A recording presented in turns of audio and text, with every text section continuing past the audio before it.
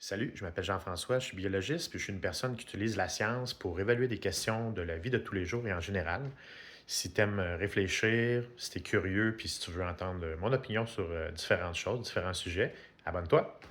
Aujourd'hui, je voulais parler un petit peu de l'empreinte carbone. C'est un terme qu'on entend tout le temps à la télé. Tout le monde est un petit peu conscientisé aujourd'hui par l'importance de faire attention à son impact sur la planète, entre autres dans la production de gaz à effet de serre. Puis je trouve que la plupart du temps, on se sent quand même un petit peu impuissant dans cette lutte-là. On se dit, Colin, on est 8, 9, 10 milliards bientôt sur la planète Terre.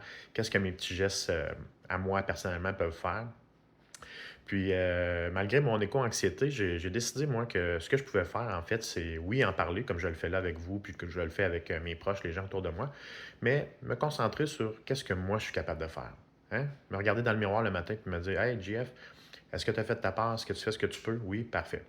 Je voulais vous donner aujourd'hui, dans le fond, un petit truc relativement simple. Je pense que c'est la façon la plus facile de sauver des GES. On ne parle pas en quantité, mais plus en effort demandé.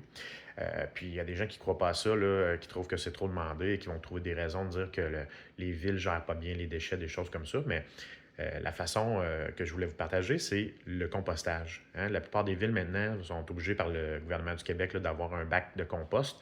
Puis finalement, le geste qu'on a posé, c'est de prendre notre petite pleure de banane, notre cœur de pomme, puis le mettre dans le bon bac, plutôt que de le mettre dans la poubelle comme on faisait traditionnellement. Puis il y a des gens qui ne se bordent pas de ça.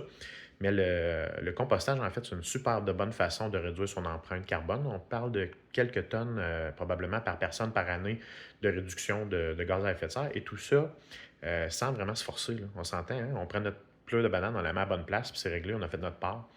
En plus, la plupart du temps, les villes récupèrent le compost pour le distribuer après ça aux citoyens gratuitement. Fait que, il y a des impacts plus loin que juste au niveau des GES.